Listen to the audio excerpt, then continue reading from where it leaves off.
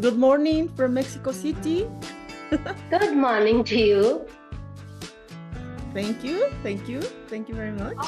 How many have joined? Let me see. Okay, there are a lot of people waiting already. Okay.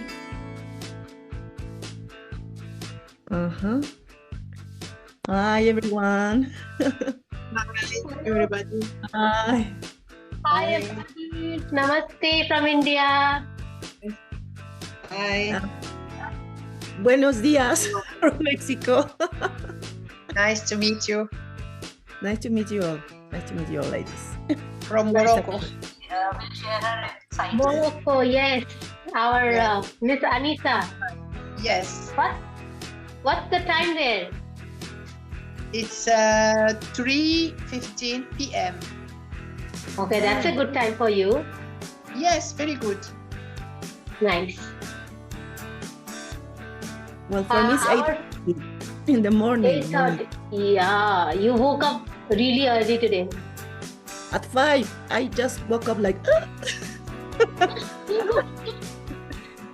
Then you got freshened up and then that's great actually. That's great. It's 8 p.m. here in India. So I am seeing that our host Sabita has joined and our co-host, I'm not sure. Shilpi?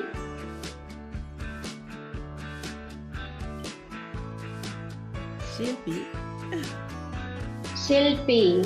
Has she joined, Sabita?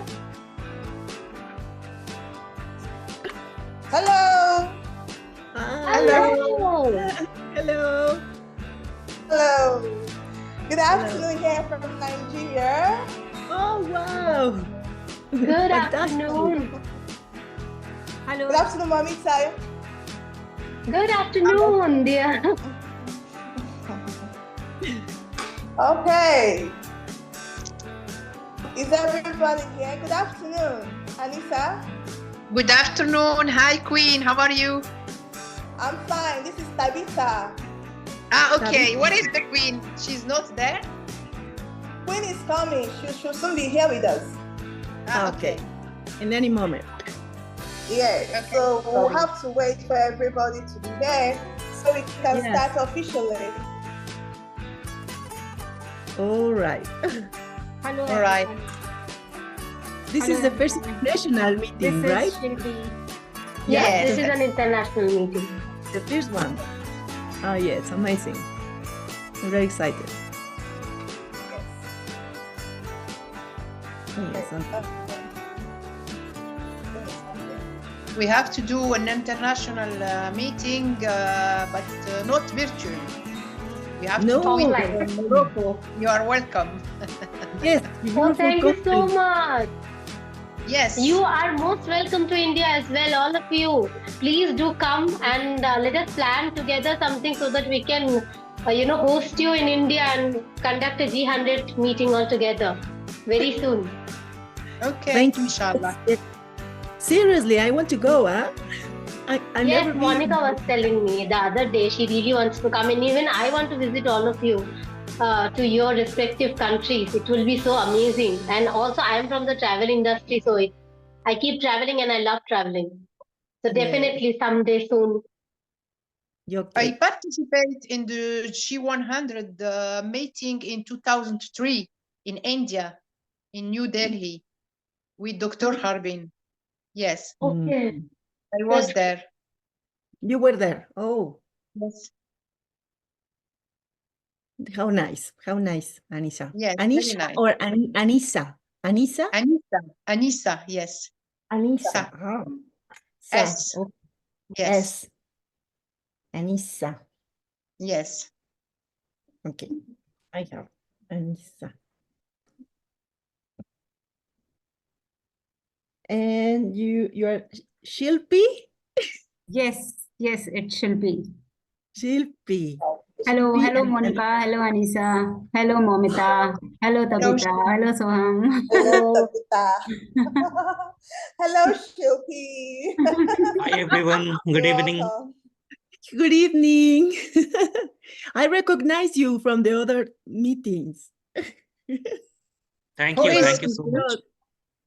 He's the only nice. male joining us every single time. Such an enthusiastic and he for she champion he is. Yeah, indeed. Because we believe we have a good guide, Momita ma'am. Thank you. Yes, very enthusiastic, Momita. I am always happy to see beautiful faces and souls like you. Every single time. Thank you so much. Yes, thank you. So without further ado, we can, I think, start in case over to our beautiful hosts for today, Miss Tabitha and Miss Shilpi. Thank you so much for, organizing everything so well. And once all our other speakers are there, we can start. I think Monica and Anissa are there, and we're waiting for Mercy. Yeah, waiting for Mercy. Yes, exactly. So in case if you're connected, kindly text her so that she can join and we can start. I'll just go on mute. I've already done that. I've contacted her.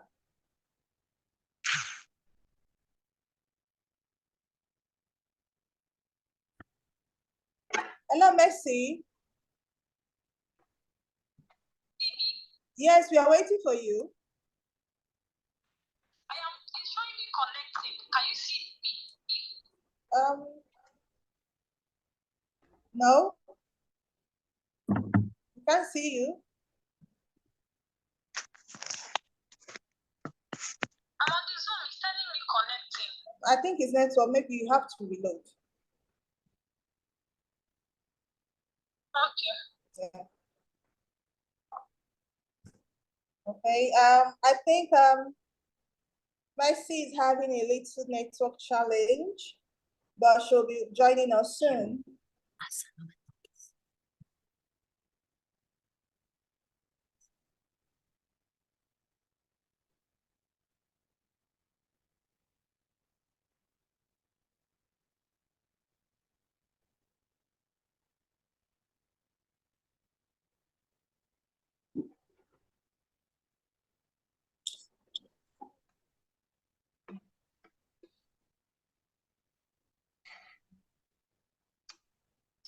Anyway. She has a problem with connection? Yes. I have contacted her. She's having a little challenge in network, but she'll be joining us soon. Maybe we should just start. What do you think? Shelby? Are you there? Okay. Okay. Let's start. Momita, are we good to go? Absolutely. And I request everybody to put their videos on because when it gets recorded, the person who has switched on their video only are visible after the webinar is over. Okay. So it's better if you keep your video on at least, even if you're on mute. Okay. Yes. Good to go. Let's start. Dear ladies and gentlemen, thank you so much. Thank you. Okay, thank you. Thank you, Momita. Okay, I'll be starting right now without for much ado. I'll be introducing the team on the topic. I'm Tabitha Ngozi, I'm the host, and alongside will be hosting with me Shelby. Okay, ladies and gentlemen, warm welcome to the Global Visual Conference on Global Leaders on International Human Rights and Dignity, which is hosted by the G100 Human Rights and Dignity, India. We are gathered to dive into crucial discussions on upholding human rights worldwide, emphasizing the significance of dignity and equality. Before we move further, let this forum be a beacon of enlightenment as we explore the diverse perspectives and initiatives championed by our esteemed speakers. Once again, you're welcome.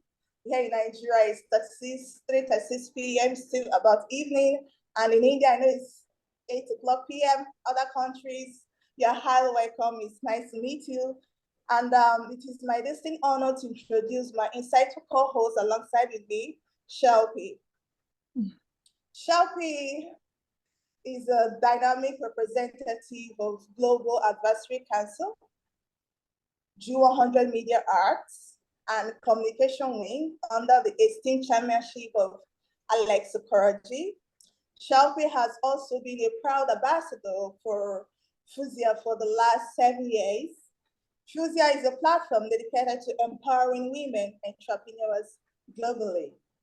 Beyond her organizational affiliations, Shelby is the visionary founder of Life Wabi Sabi Life blog, where she generously shares insights and the imperfect, impermanent, and incomplete nature of life. Through her blog, she has inspired others to embrace life in all its beautiful flaws. Adding to her impressive portfolio, Shelby is a key figure in her key club, India, being the largest career engagement platform for women. In this capacity, she has worked tirelessly to create opportunities and support for women in their professional journey. In summary, Ms. Shelby Shah is a multifaceted individual dedicated to fostering growth, empowerment, and positive change in the realms of media, entrepreneurship, blogging, and women career development. Please, a hand applause to Shelby. That's good. Now, Shelby, I'll be giving the mic to you for the introduction of our founder, Dr. Harbin Arora. Please, over to you. Sure. Thank you so much for the wonderful introduction, Tabitha. Thank you so much. So now, as we start our conference, I would like to I would like to recall what Harbin Arora Rai has done for us.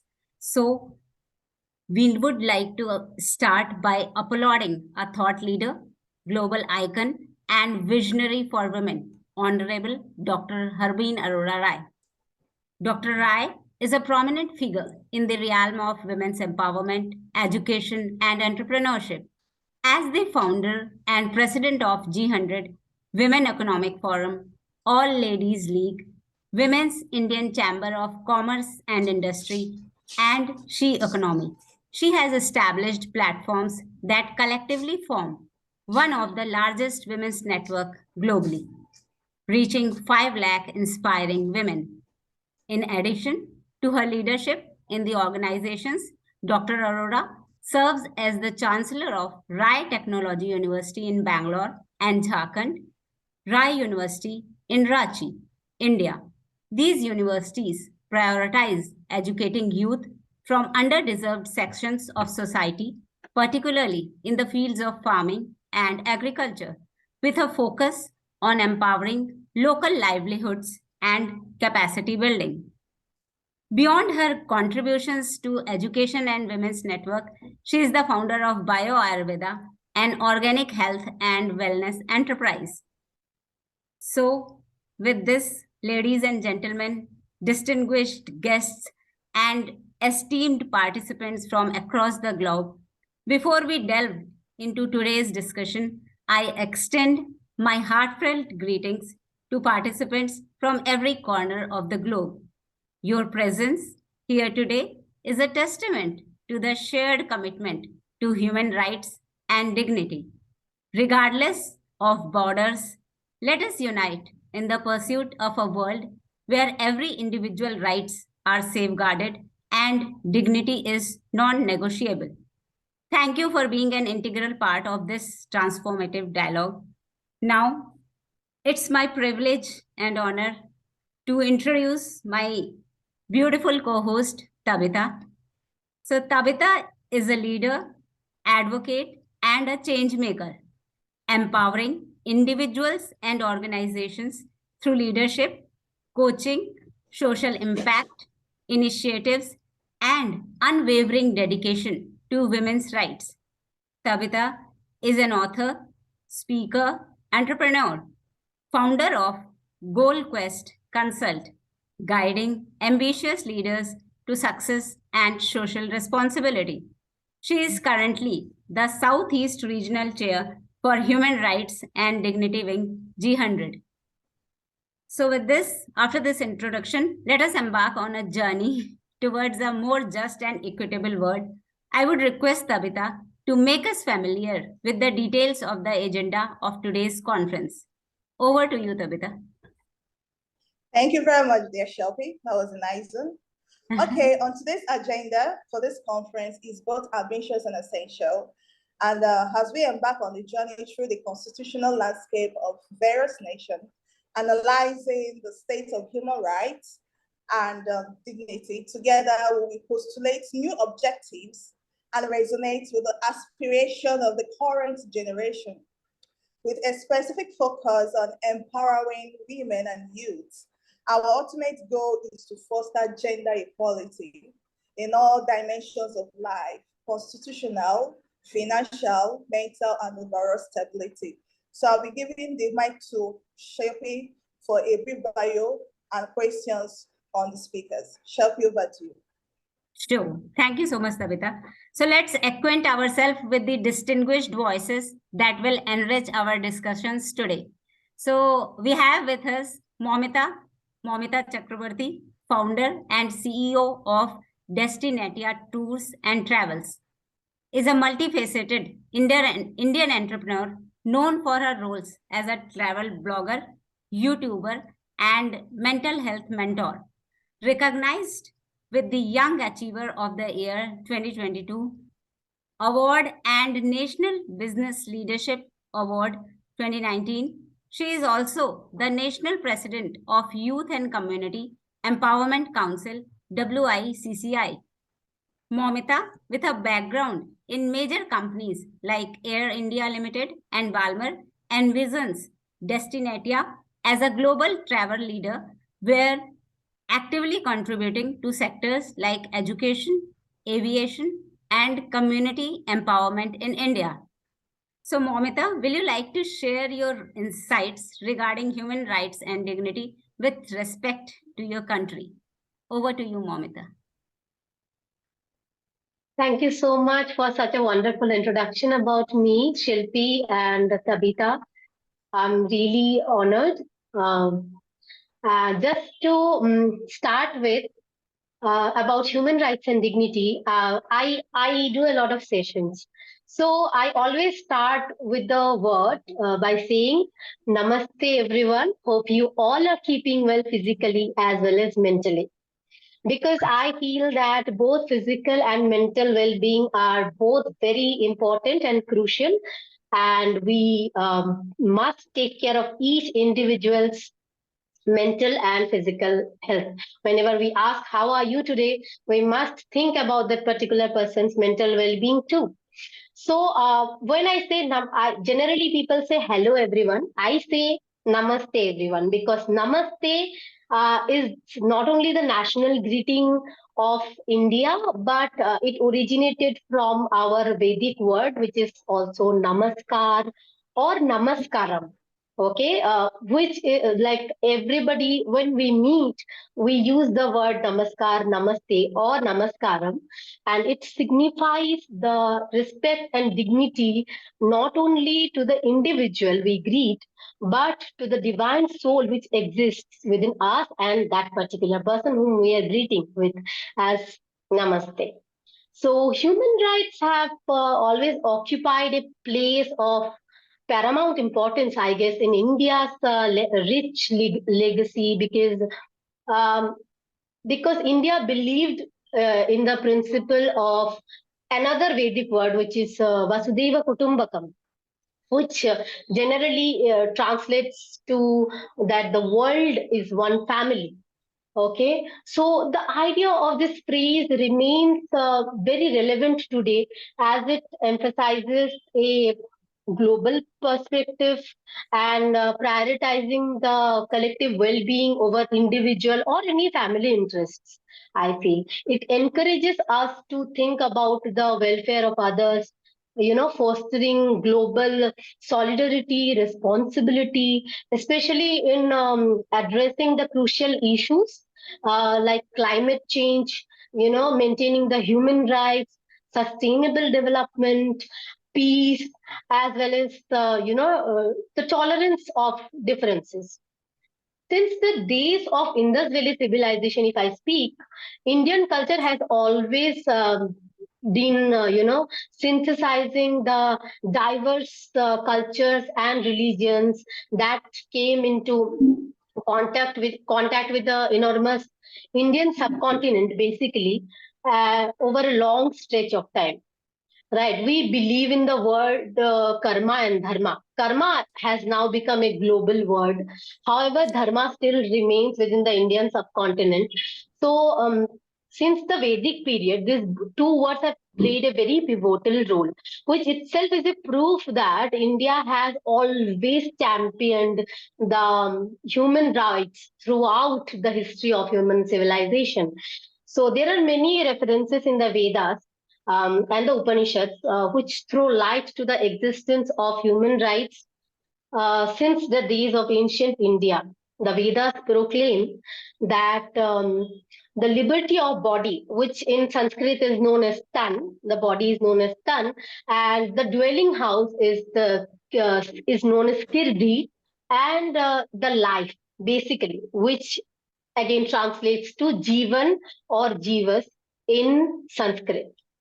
So, if I talk about the Indian Constitution, human rights and the Indian Constitution, the Constitution of the Republic of India, which came into force on the 26th of January 1950, with 395 articles and 8 schedules, is one of the most elaborate fundamental laws ever adopted. So, the preamble of the Indian Constitution declares India to be a sovereign, socialist, secular, and democratic republic.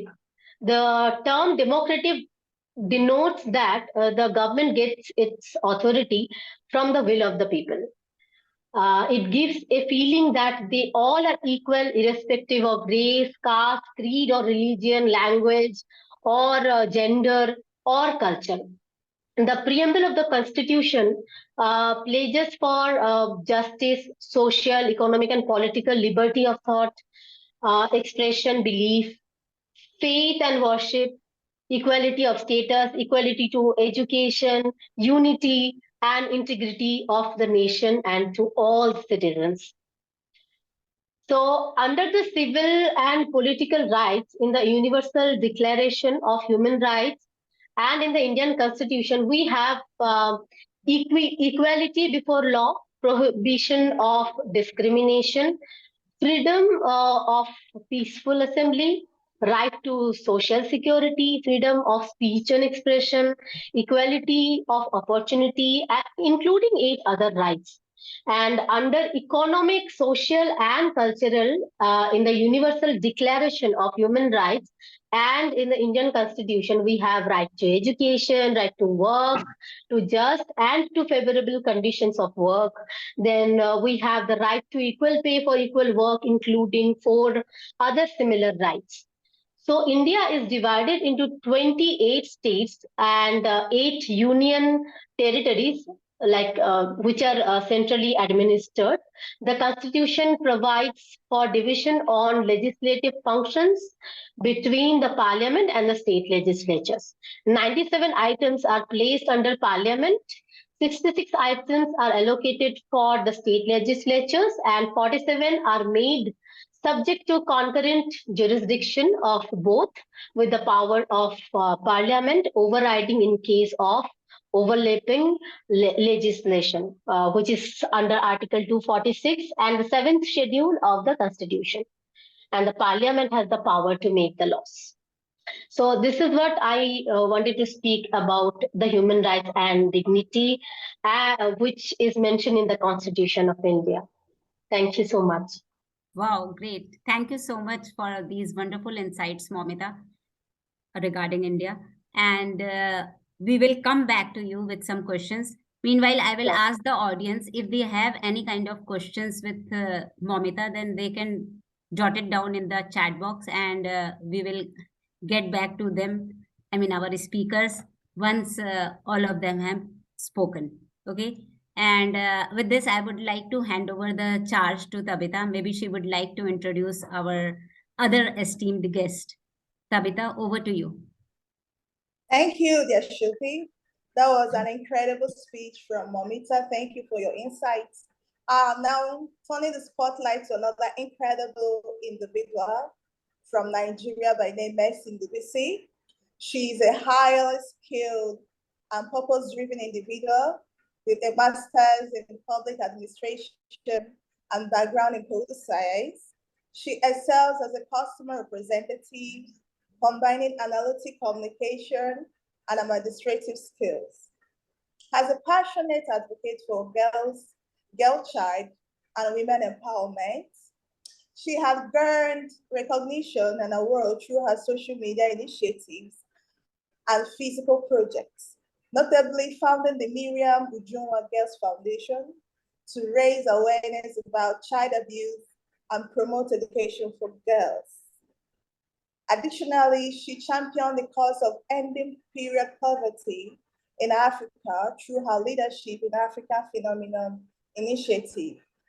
Now, Mercy, will you be kind enough to share your insights regarding human rights and dignity with respect to your country, Nigeria? Please, over to you, Mercy. Hello, good afternoon. Good afternoon. Here in Nigeria.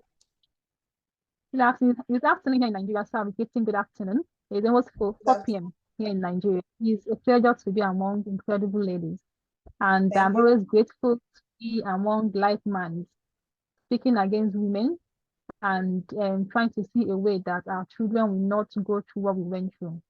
Because being a woman in growing up wasn't easy, but thank God for freedom fighters and people like you that came up with ideas on how we can safeguard our society for the girl child. Here in Nigeria, we have a lot of human rights because Nigeria is a country with a lot of ethnic groups. We are talking about 365 ethnic groups, and but we have 3 major ethnic groups because of the population. Talking about the Hausa, the Igbo, and the Yorubas. And we are in a country where we speak a lot of languages, but English is one language that bonds us together. So the human rights in Nigeria is one that has to accommodate everybody. Because the rights of the Northerner and the rights of the Easterner, the rights of the Southerner has to be looked into irrespective about our race, nationality, ethnicism, language, religion. Because Nigeria, we have Christians, we have Muslims, we have the idol worshippers and the non-religious ones. So we have rights that has to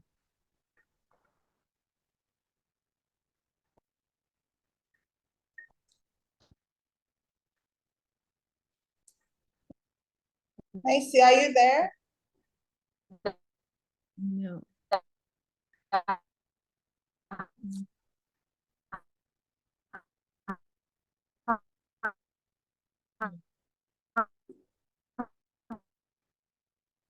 I think some network issue is there.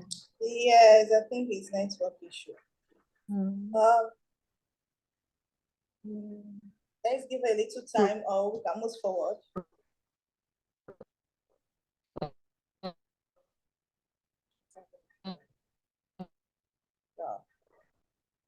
Wow. Network is terrible here. Okay, Shopee. I think as we wait for Mercy to come back, maybe you should move on to the next speaker. What do you think? Okay, we can. Because of time.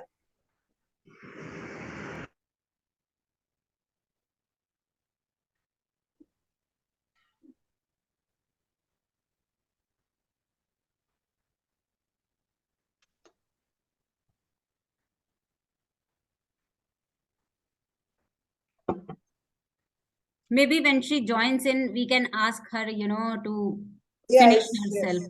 Is that okay? Yeah. Yes, so let's move on to our next esteemed speaker, Miss Monica Rocha Herrera. Now, she is a highly accomplished jurist and internationalist with a PhD from the University of Warwick and extensive teaching experience spanning 25 years. Monica's diverse roles include working as a legal researcher at the UN International Ad Hoc Tribunals for Rwanda and the former Yugoslavia, serving as a legal advisor in international law for the Ministry of National Defense in Mexico, and being nominated by the UN Human Rights Council for the UN Working Group on the use of mercenaries. Additionally, Monica holds positions as a professor at the National University of Mexico, UNAM, a researcher in international criminal law at The Hague, and a professor at the Universidad Externado de Colombia. So, Monica, will you like to share your insights regarding human rights and dignity with respect to your country, Mexico? Over to you, Monica. Hi, thank you. Well, thank you for this very nice introduction. And I feel very honored to be here. When Momita told me, I accepted gladly, very happily. So thank you very much to everyone, Momita. And yes, about my country, I would say my country and in general Latin America, you know, we come from a liberal tradition, from, let's say, a Western culture. So for us, the introduction of human rights values is being, you know, something natural in our constitution. So I will focus now on Mexico. Of course, the region has so many similarities. We have a similar background, but I will focus on Mexico. We have in Mexico our constitution from 1917. And this constitution in the last, let's say, 20, 25 years, especially from the 90s, we started to testify a movement in favor of women's rights. And all this started because there was an advocacy against violence against women, especially at home and at work, schools, community.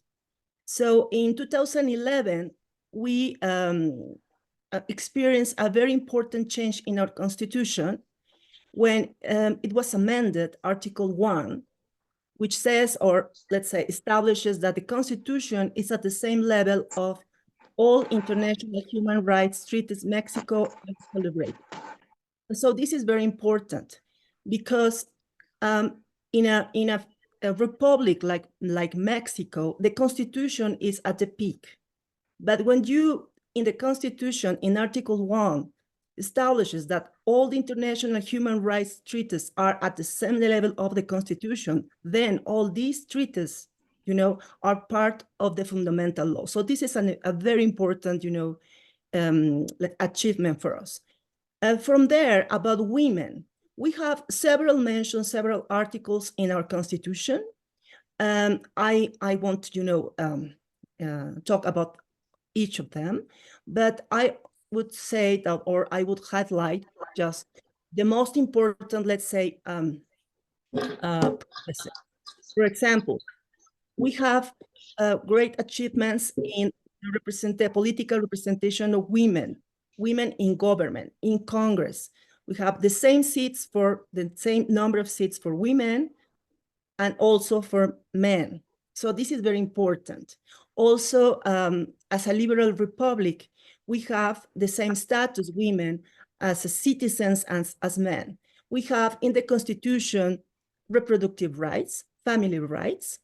We have also other, let's say, achievements in other areas, for example, about indigenous peoples, but I mean, women.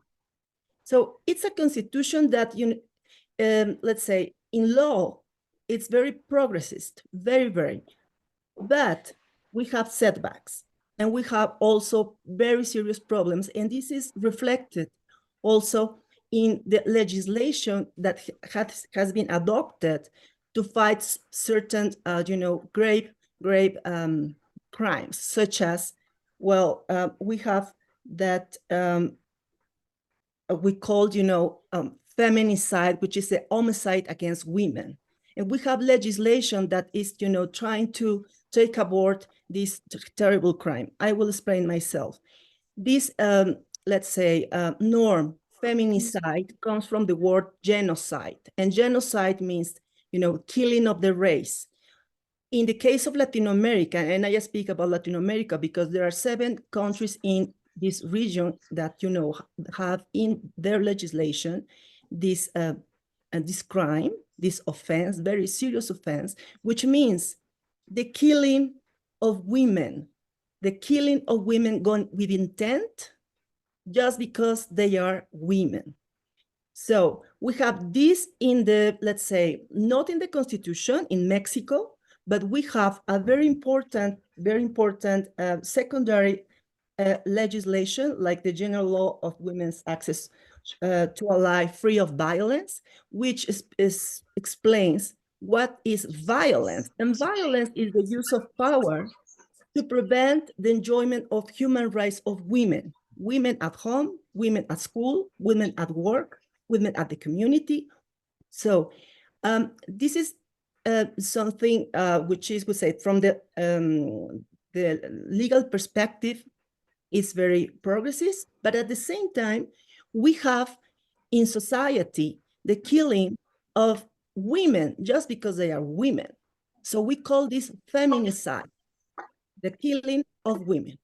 And finally, about the legislation, because I know I have 3 or 5 minutes, we have in Mexico now, from a resolution, a decision from our Supreme Court, National Supreme Court, from just a few months ago, last year, that abortion is a right. Voluntary abortion of women is a right, for women. Of course, this is not fully implemented in all, the federal entities of the Republic. We are a republic, a federal republic, and every entity, they are autonomous. So not everywhere, this is legal. Mexico City, which is a federal entity, here the abortion is legal.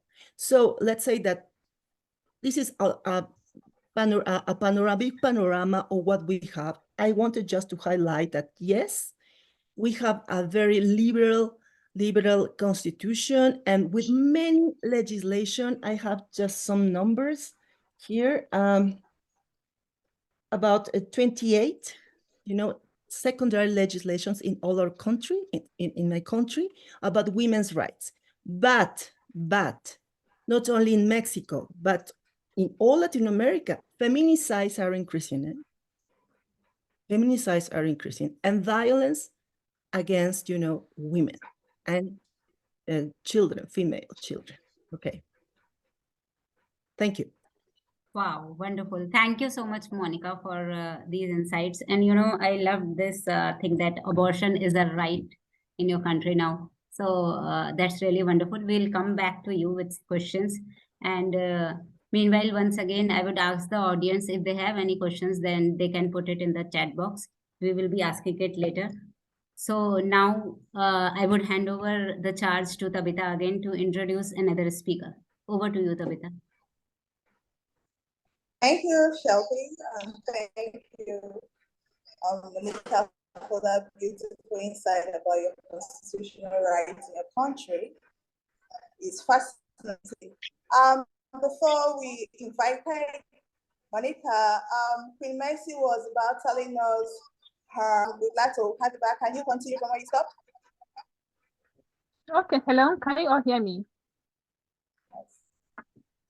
Okay, I'm sorry about that. I stay along the airport road. So at that moment, there is a plane going in or out of the country, and affected my network, my sincere apologies. So I was mentioning earlier that Nigeria is a country with over 65 ethnic groups and languages. The 3 major languages, which is the Igbo, the Hausa, and the Yorubas. And our human rights has find its way to accommodate everybody, irrespective of if you're Christian or a Muslim, or which language you're speaking, or from which side of the country you are from. But there are particular human rights that just have to do with everybody. and we all enjoy that human rights, which part of it is the right to life and to own properties, right to security, you have right of movement. And there is this thing that you be given a right of speech, freedom of speech, but freedom after speech is what nobody has guaranteed you. Hearing, right for private and family, right for religion, freedom of expression and the press. We have freedom of movement. And so far, so good. The women and the children have been enjoying some benefit from the human rights. And it has to do with some incredible women that came up to speak for the women and girls. Thank you so much. Hey, thank you very much, Mercy. That was an insightful idea from your country. Without wasting much of your time, like my co-host said, if you have any question, everybody can let's have this online conference. Now I'll be going to the next speaker. Please help me welcome Ms. Anissa Nakrachi. She is the Presidential Foundation, now Foundation for Solidarity and Rural Women, ANSFR, which was created in 2003, has national non-profit organization located at Wazesta 2003/2009 and at RAP 2009/2022. And this operates in southern rural region of Morocco. Its goals are promoting and protecting women's rights, eradicating poverty and illiteracy, integrating rural women in development, and combating violence and discrimination against women and girls, namely rural women. ANSFR has set up 31 generating income projects, especially as a small enterprise in favor of 870 rural women, which that are led awareness rising campaign on environment, health issue, under HIV, sexual contaminating diseases, etc. Also in girls' education and women's rights in the newly family code and in the CEDW provisions. Please, Anissa, if you wouldn't mind, can you kindly share your insights regarding human rights and dignity with respect to your country? Thank you.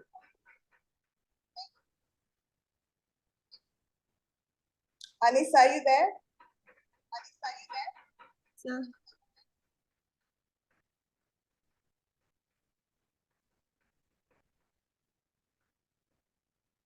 What? Anissa, is she not there with us? Shelby, can you see her?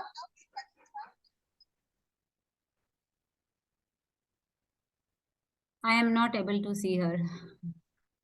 Wow, okay. So maybe we should be moving forward. So Shelby, can you now over to you introduce the questions of the agenda we have today to our special guest as we wait Anissa to come. Yes, sure. So we will, when Anissa is back, maybe we can then, hand over the charge to her in order to speak regarding our country. So meanwhile, anyways, thank you so much, Tabitha. So as we navigate through this rich tapestry of human rights discussion, I encourage active participation and thoughtful contributions from our esteemed speakers. So as we move ahead, I would like to ask a question to our dear speakers.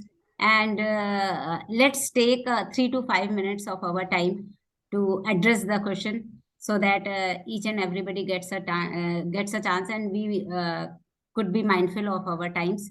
So, I mean, if there are any questions in the chat box, I will check them also.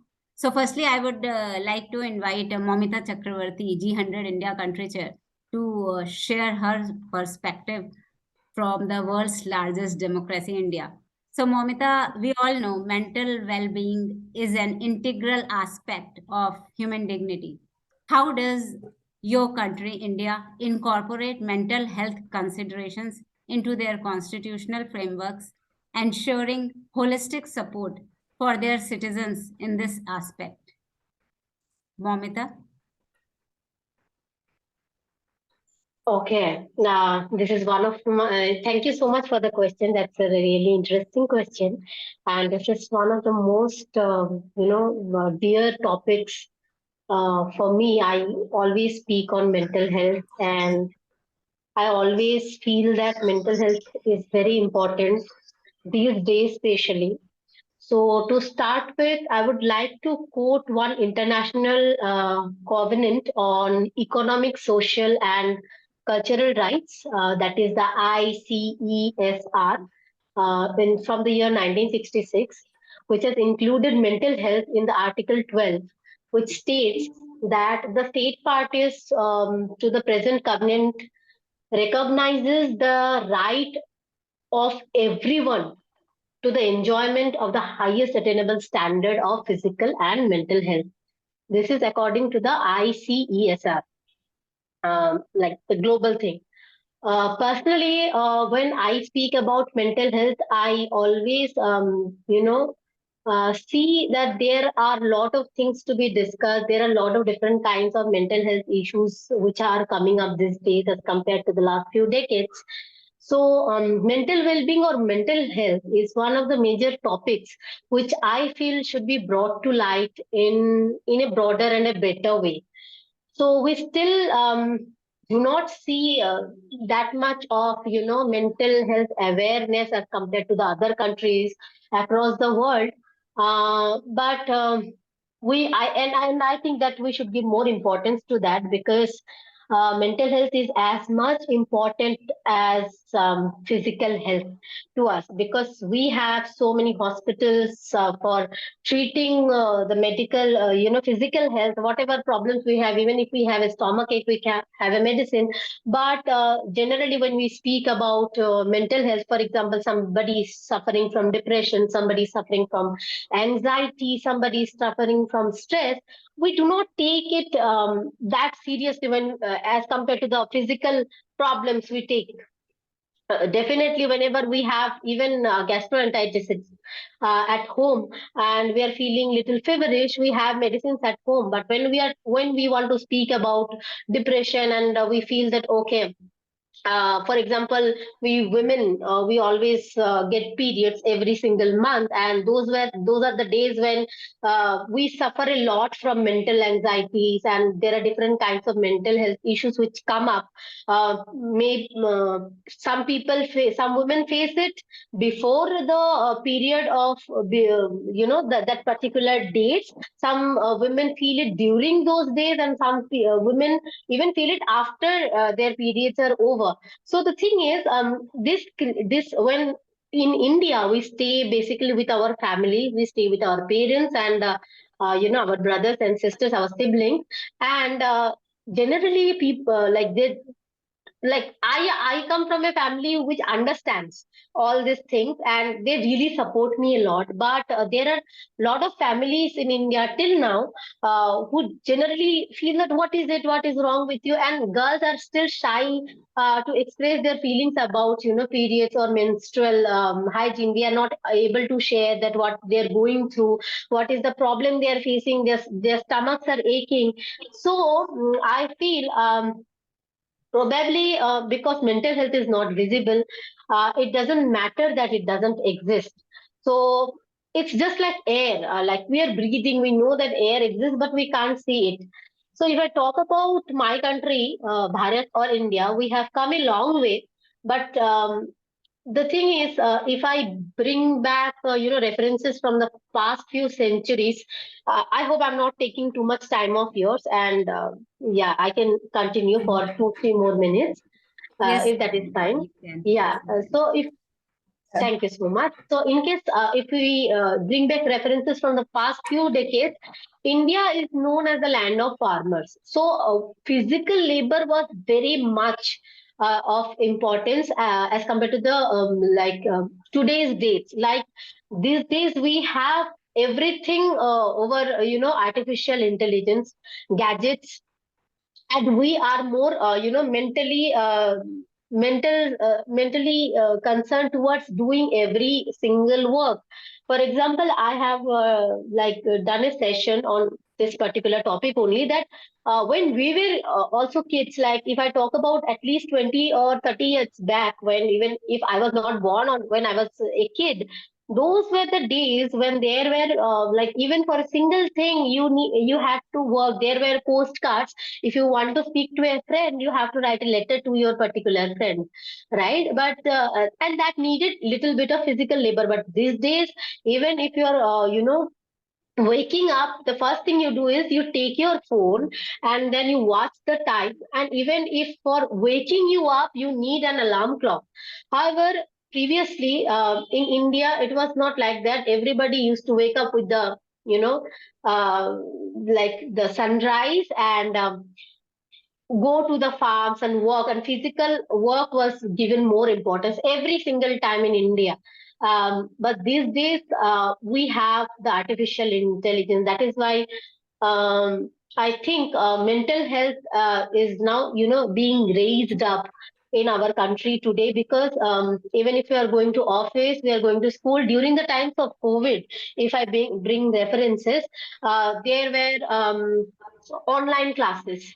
Online classes, the teachers, you had to prepare the notes on online. They had to share their speeches online. The students had to sit in front of the mobiles or the laptops and then do their work, which we may not feel, but ultimately, disturbs your mental health a lot, because everything you are doing mentally, you are not putting your physical labor in front, right?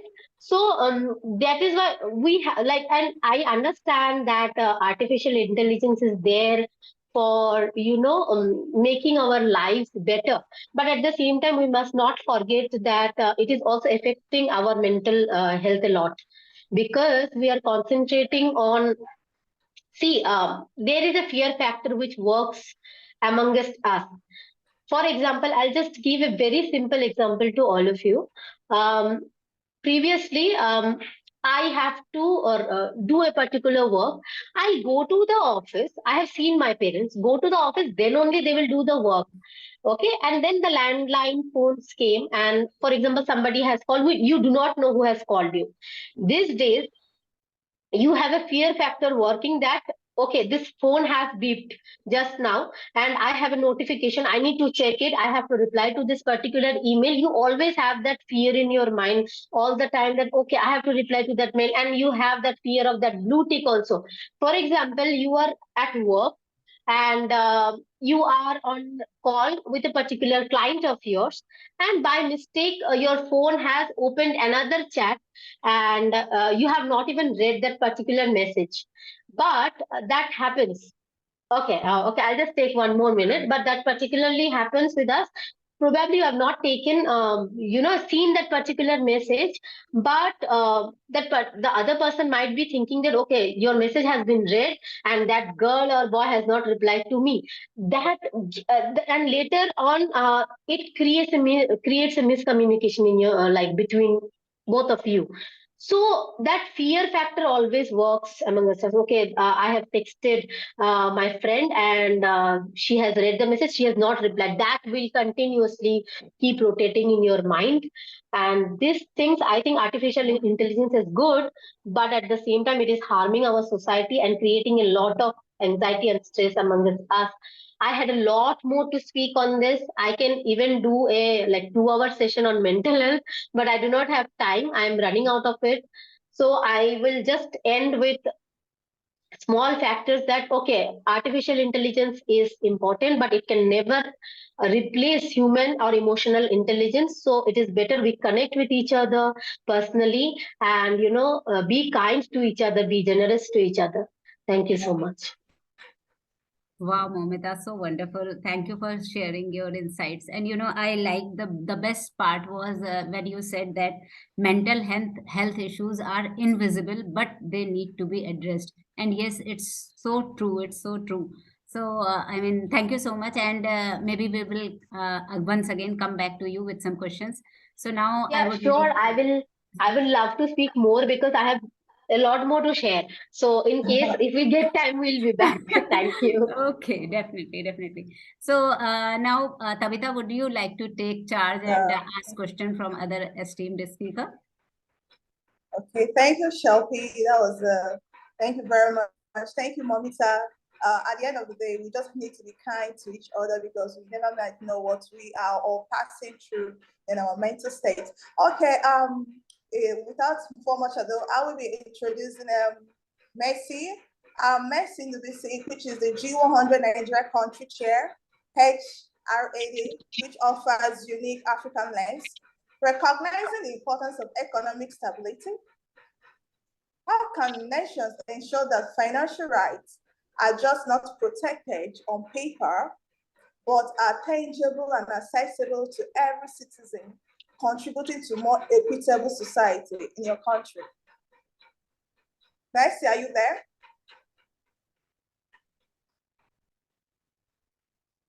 Messi? She is there, but I think her screen is buffering probably due to network issue. Wow, network is really, really affecting us, but we keep moving forward. Okay, as we wait for Messi, maybe we'll move on to the next speaker. Okay, I think Messi is back. Messi, are we there? Are you there?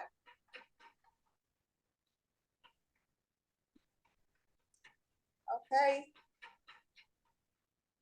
Okay, Messi. As we wait for Messi, Shilpi, maybe over to you then. Yeah, sure. So maybe once Mercy is back, we can again put back the question to her. Yes. So, yes. So ladies and gentlemen, now we also have with us Monica Rocha Herrera, G100 Mexico country chair, and she will be sharing her valuable insights from Latin America. So Monica, this question goes to you. In the pursuit of promoting gender equality, what Sorry. Okay, anyways. So, Monica, in the pursuit of promoting gender equality, what innovative strategies have been successful in your respective country? And how can these approaches be adapted and implemented on a broader global scale? Over to you, Monica. Oh, thank you. Thank you for the question. Yes, I've given a lot of thought about this question, and well, let's say it has two parts. I have already addressed the first part in my country, but the second part, how could this, as I said before, these progresses about, the achievement of human rights of women in my country could be, let's say, promoted globally.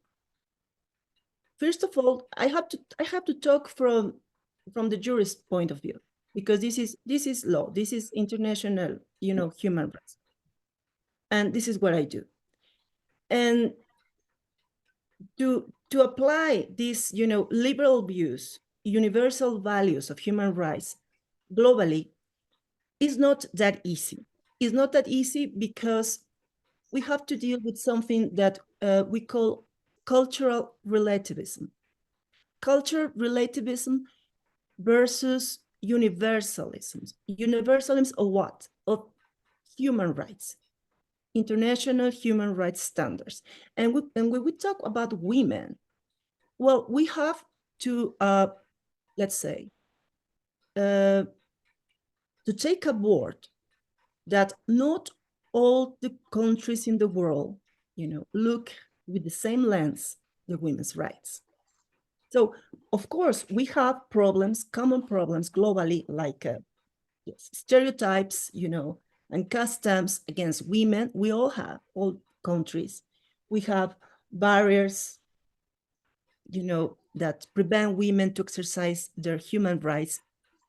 Well, Lumita talked about, let's say, media, and also property. I've heard here. But also, about many others, access to resources, to technology. Nomita talk about that, technology. We face also gender violence. I talked before about this, poverty, lack of access to basic services, education, medical assistance.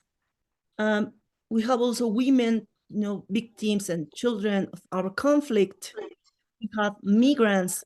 We have refugees. We have, you name it. How we tackle all this? Well, we have also the cultural, barriers. And these cultural barriers, many times or all the times, are in tension with universal values. So, in my view, what's the way, let's say, to take aboard this? Well, this is something not new, and it has been, when it's been written a lot about this tension, about cultural relativisms versus universalisms. And we have this tension because in the West, the Western, let's say, culture, we have this individual approach about human rights versus group rights in other societies. In other societies, well, Mercy could maybe help me here, this vision of group rights in Africa, or also in Latin America. We have our indigenous groups, they look at this in a groupal, from a groupal point of view.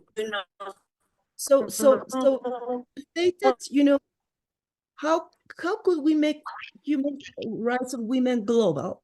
It's not that easy. It's not that easy. So I don't think that we have a formula for all women in the world.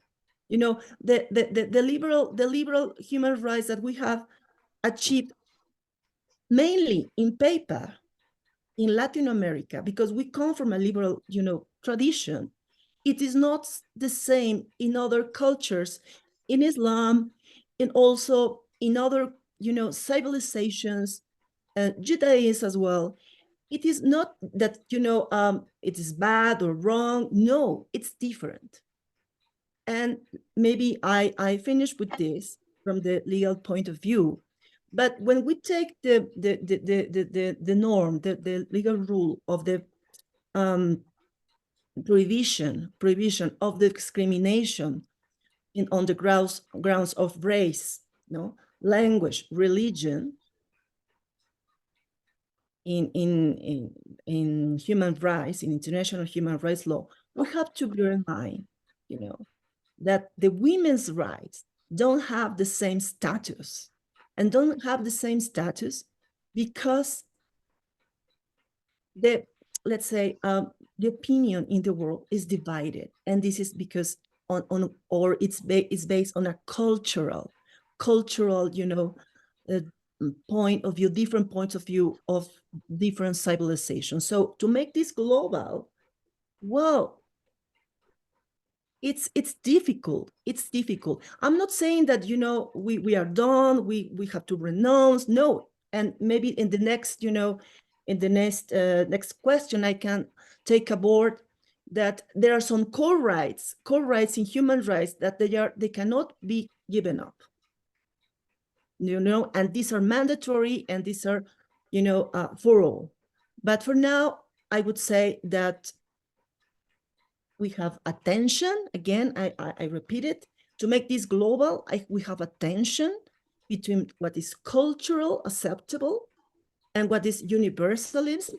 What universalism in human rights, it is not understood the same in every part of the world, in every culture. And that's the first barrier women face. Thank you. Wow, thank you so much, Monica. And, we all understood that very first point, that not all countries look with the same lens, which is very correct, very true. And secondly, when you say that it isn't easy, I mean, there can't be same formula for all the women in the world because the cultures are different. And this is so true, and this is so meaningful as well. And yes, it is difficult. It might take some time, maybe after next 10 years, maybe we are in a better place to talk about it. But anyways, at least there is a stir, and we are talking about it. This is the main thing, and this is really wonderful that at least we are talking about it. So at least there is a stir around it. So anyways, thank you so much for sharing your insights, Monica. And I will come back with to you once again with another question. Meantime, Tabitha, I would hand over the charge to you once again to ask question from another speaker. Yeah. Over to you, Tabitha. Thank you very much. Okay, without wasting time, I think Mercy is back. Okay, Mercy, are you there? Yes, I'm here. All right. Okay, this question was for you before you were cut off by the network. I was saying, asking, recognizing the importance of economic stability in your country, how can your country ensure that financial rights are not just protected on paper, but are tangible and accessible to every citizen, contributing to a more equitable society? Okay. I'll start from like when I was in school, I never liked any topic that has to do with economy. I always run away from any topic. I always shy away from it. And even when such courses came to us, I read just to pass my exam. Because we are in a country where the economy has been messed up. And currently we are still struggling. The economy keeps getting bad.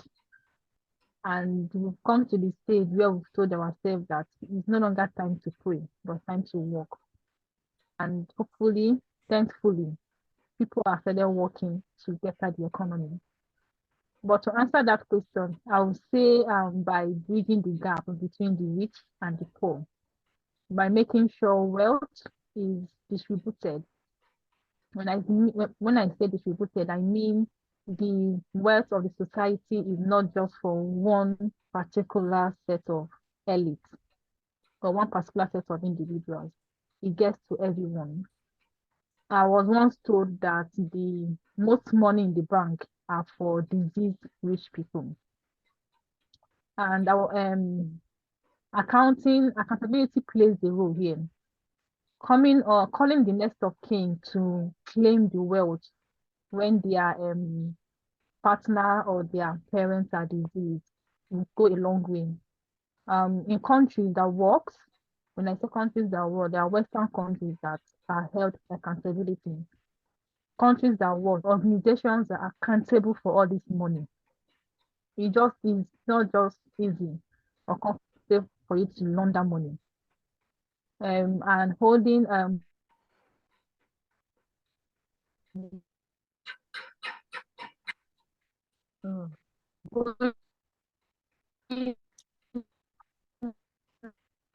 out to this family to claim them. Don't weaken the common nation or the citizen will also help in this. Let's take, for instance, the loan app. I don't know if it happens in other countries, but here in Nigeria, we have a lot of loan apps. And a lot of these loans apps are owned by individuals. And some are not even registered, so they do as they plead. You see them sending messages to contacts of those who loan from them, making threats, which is against human life and against freedom of space, private space, making threats, and they're not even held accountable for what they are doing. They just do as they please. So I would say if we can set in bodies or organizations that regulate those loan apps, and sometimes they charge their victims. I call it victims because a lot of those that came are actually victims of those loan apps. You end up paying more than you borrowed. Some can't even pay back, and they end up taking up your assets, which is maybe acquired for years. I'll also say financial aid to entrepreneurs can also be checked. You see government giving out loans to individuals, and in a country like mine, those individuals are selected.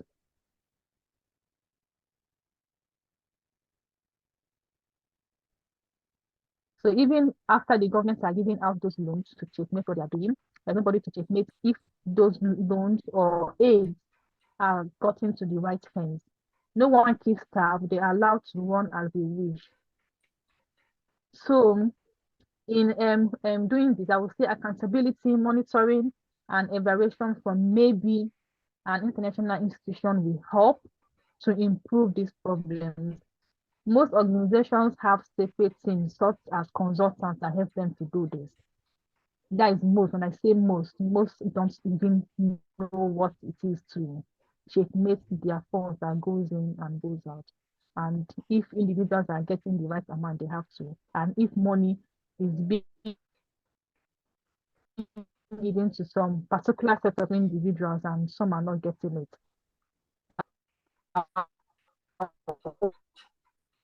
also say by educating the public know about it go a very long way. Because part of our issue is we don't even know our rights. We are just living every day. We don't know that rights that has to do with everything we are doing. So we are ignorant with a lot of things, and it's a huge problem. And that is where the human rights and the bodies comes in. Thank you. Thank you very much, Maisi. That was an insightful contribution. Someone likes what you say, if I could hear you well. The government in Nigeria is doing all they can to make sure that they foster an enabling environment by creating and encouraging financial innovations and promote entrepreneurship also to the females and to the men, not just to the men alone, and not just to the rich alone, with the help of this local non-governmental organization, creating the right for women to be a part of this entrepreneurship, going to rural area, carrying out advocacies on the importance of women to be equipped, and also addressing systematic inequalities. It is a very welcoming development, and we thank you for that great insight and speech. Thank you very much for your contribution. So now I'll be taking a charge to Shilpi. Dear Shilpi, are you there? Shilpi, are you there? Yes, I am. I am here. I was muted. I'm sorry. Okay, I thought I lost you for a minute. Okay, Shilpi, you will be introducing the next, maybe ask the audience the questions, or you maybe introduce the next speaker because of the out of time. We've not Anissa. I don't know what happened to her network, but we'll be moving forward. Over to you, Shilpi. So is Anissa here? Unfortunately, no. I was trying to get in touch with her, but I do not know. Maybe she's facing some network issues or something. Okay. Yeah. Okay, so let me come back to you, Monica. Sorry, Momita. I'm so sorry. Momita, let me come back to you. Now, I would like to ask you another question. Now, suppose given the evolving nature of technology and in its impacts on human rights, as you were already talking about it when you were talking about AI. So we want to know from you that how can nations ensure that digital advancements contribute positively to dignity and rights rather than becoming tools for surveillance and infringement? So please share your insights on this, Momita. Okay, thank you for the question. It's a very important question, but to start it on a lighter note, now Anissa is not there and we three are there. So you have mistakenly taken my name as Monica. So Monica, Mercy, Momita, we are M cubes. Yeah. So M cubes are there speaking today. So unfortunately, I'm missing her, Anissa, because she was there in the beginning of the, webinar for some problem. Maybe we will have her for the next part 2 session as a speaker. But yeah, moving ahead to the question. As per the as we are talking about human rights, and you have asked me a question related to the technologies and about its effects.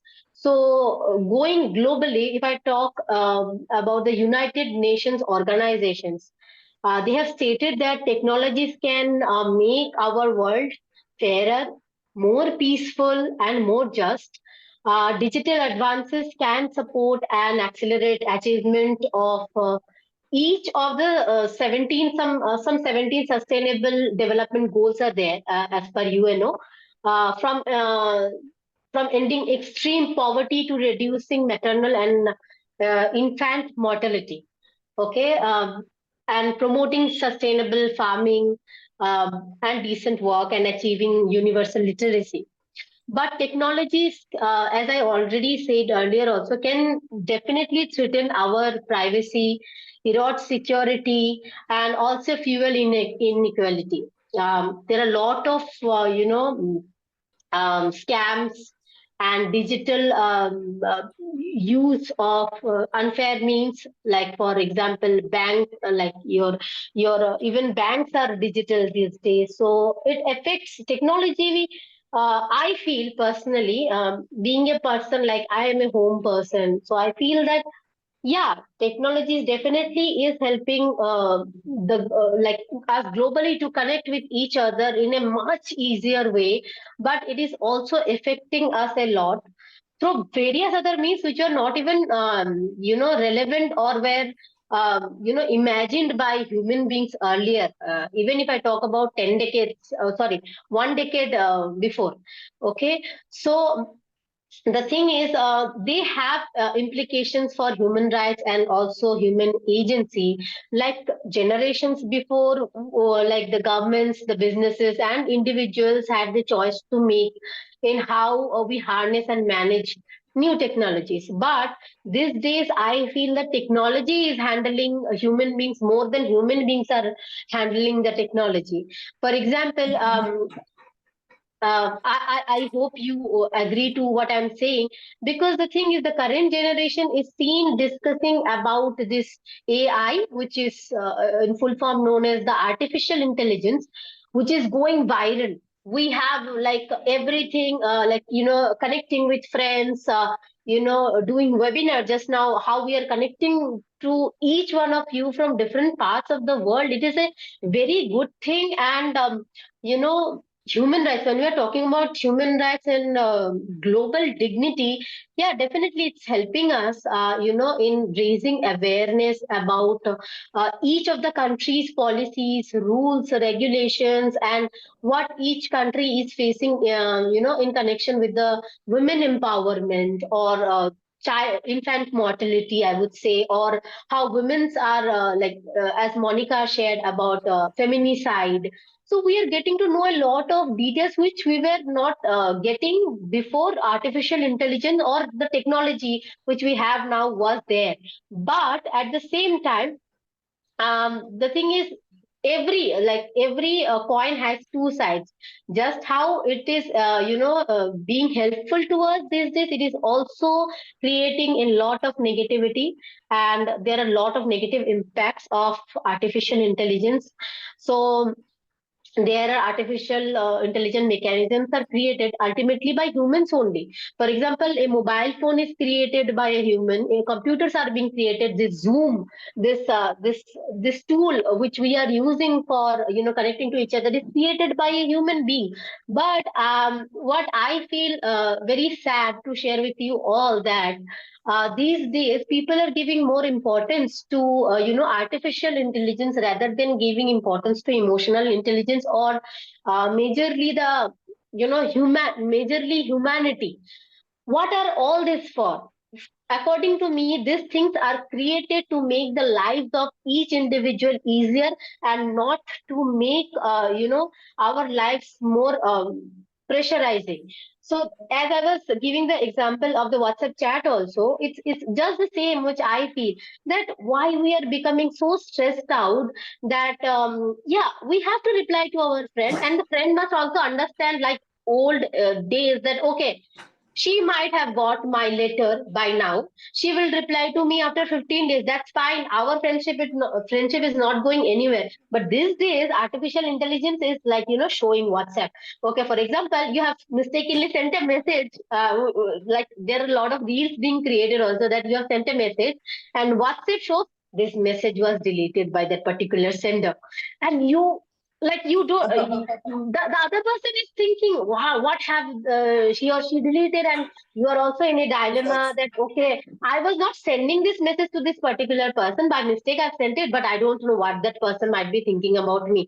So artificial intelligence is good if we utilize it in a proper way, but it is also harmful if we give more pressure on it rather than giving importance to what the other person's emotional quotient is.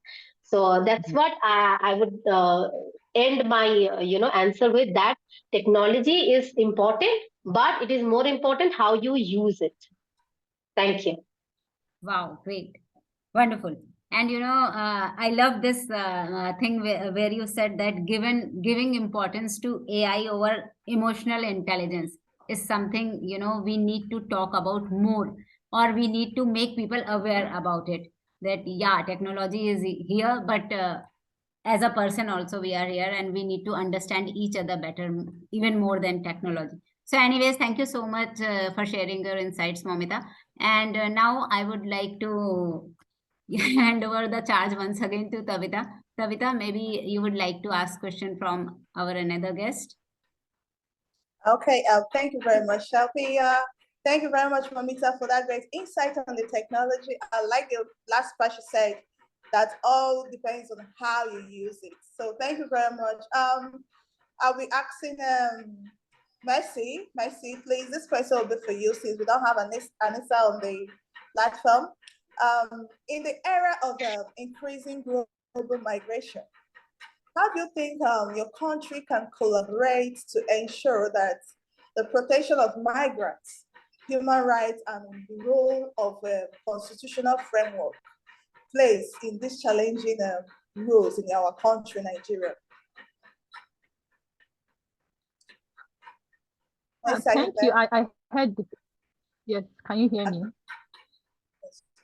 I think this question came to the right country. I'm a Nigerian, and we have this is a slang we call the Japa syndrome. Everybody wants to leave the country. They call it Japa. And I see that as kind of a mental slavery or a mental illness, where we have that ideology that if you don't leave the country, you're not going to make it, you're not going to get wealthy. So everyone is leaving. Some are even selling their properties to leave. And when you hear stories they tell you over there, we know that there's a lot of human rights variation they have over there in the country. I'm from a black country. I'm a Nigerian. So a lot of my kind, let me not say my kind, a lot of Nigerians have gone to the Western world and they've given us a bad name. So it's affecting us. But I will still say that countries that subscribe to this can make international laws. Let me say Nigeria that subscribe to this can make an international law over the migrant, just as we have freedom of speech. We have freedom of franchise. They can make laws that will enable we Nigerians when we travel. We can live having a common sense of welcoming, having a common sense of we are safe. But a lot of Nigerians are not safe wherever they are. Last week on Twitter, I saw a photo of a 19-year-old Nigerian that was shot dead by the UK police, and we are still asking why he was shot dead. This has to do with his human rights. And I could say that law can be formulated, and it says it stays binding the countries that subscribe to it, paying attention to the fundamental human rights of each individual. Because now it's no longer we, it's now each individual. I also say that I live in a country where the human rights are protected. Peoples are protected with human rights. Some individuals have that human rights. Some individuals are being protected, and just them, while others are. This is a really dying issue, or a worrisome pandemic in Nigeria, where if you're not rich, if you don't know a godfather in the government, if you don't have a certain amount of influence in the country, you're not protected. And it's really affecting us national, it's affecting us international. I would say that how the government can address this. Government can reduce the poverty in the population in Nigeria. Just like I said earlier, it's a mental problem where we have that idea that if I don't leave the country, I'm not going to make it. And it falls down to the government The government is making the country difficult.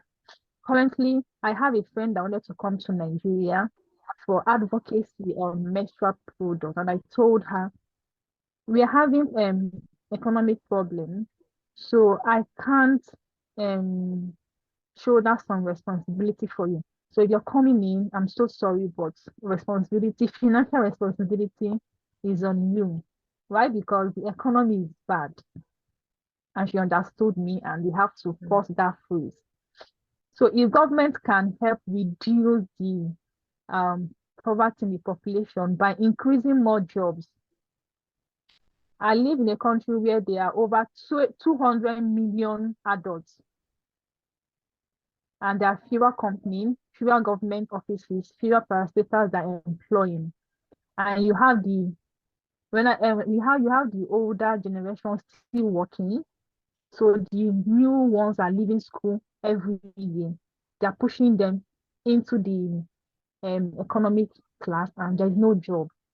So if the government can help increase jobs, it can reduce the amount of people trying to migrate out of Nigeria. I also say that they could give loans to business to empower entrepreneurs to grow their business.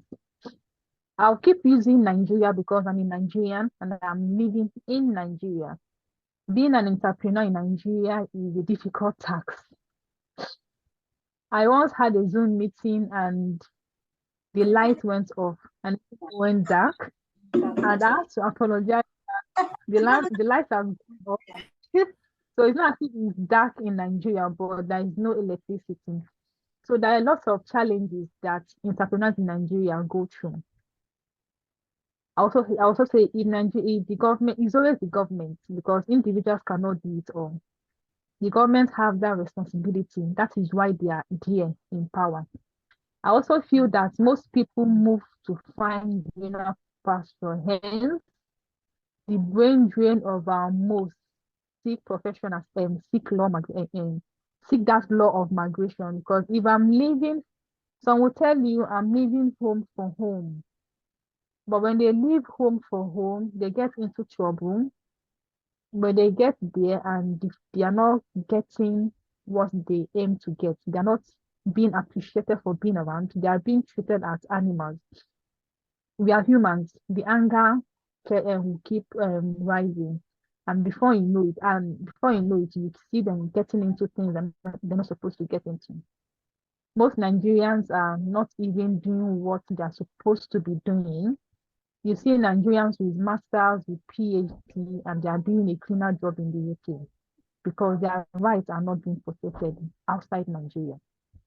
I'll also say that countries can Nigeria can collaborate by dialoguing to understand their strengths, creating equal opportunities for migrants, and setting policies that protect the rights of migrants in the visiting countries. I also say that the constitutional framework can also address migrant challenges by clearing and setting laws, rules, and boundaries that uphold the laws and values for visiting countries, as well as protecting the migrants. Thank you. Okay, thank you very much, Mercy. If I got the point very well, you're talking about international collaborations, that government should work on international collaborations to make sure that the rights of their citizens are protected outside their countries. Also, they can actually go into global compacts and conventions, and also information sharing and capacity building. The constitutional framework. There should be what we call a non-discrimination they should also make sure that those laws are not written. Nigeria, we have a lot of laws that are written, but we don't practice it. That is the problem. So when they make those laws, when it's written, they try as much as possible to practice it. Because if I could tell a child not to do something and I don't practice it doesn't go well. The child will keep misbehaving. So let's practice the law we are making.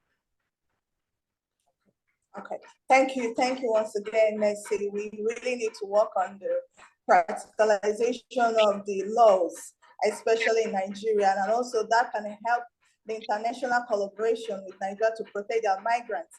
And also in the constitutional framework, we should also practice non-discrimination and equal protection.